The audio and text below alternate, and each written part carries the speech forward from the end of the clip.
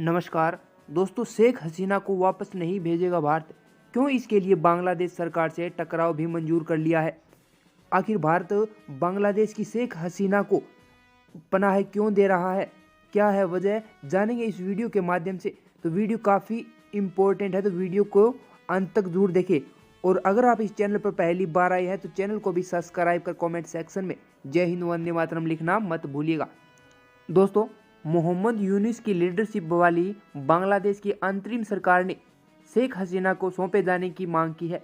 पूर्व पीएम फिलहाल भारत में है। वह 5 अगस्त को तख्त पलट के बाद वायुसेना के हेलीकॉप्टर से गाजियाबाद के हेडिन एयरबेस पर आ गई थी और इसके बाद से ही दिल्ली में किसी स्थान पर है।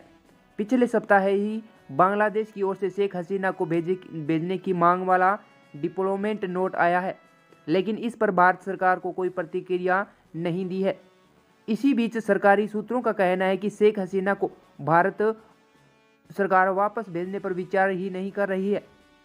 यही नहीं, बंगाल की सरकार की ओर से दबाव बनाने की भी कोशिश में ऐसा कोई फैसला ही नहीं लिया गया।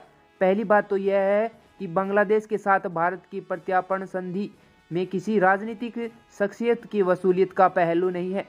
इसके अलावा भारत भू राजनीतिक कारणों से भी ऐसा नहीं करना चाहता।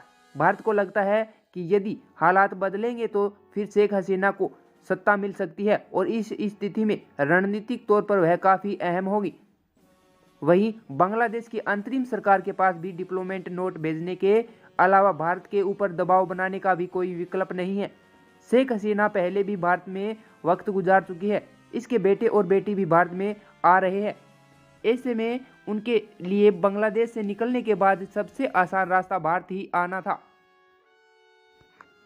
दोस्तों, शेख हसीना के लिए भारत में बैठकर बांग्लादेश की राजनीति को प्रभावित करना भी आसान होगा।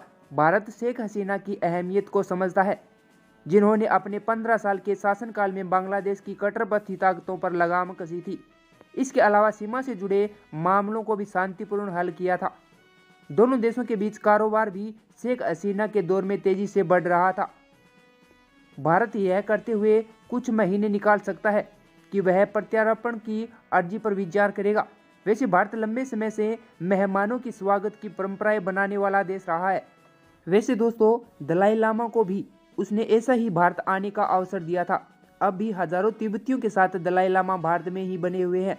हालांकि शेख हसीना को लेकर उम्मीद है कि वह भले ही कुछ साल लगे, लेकिन वह एक बार फिर से बांग्लादेश में वापसी जरूर करेगी।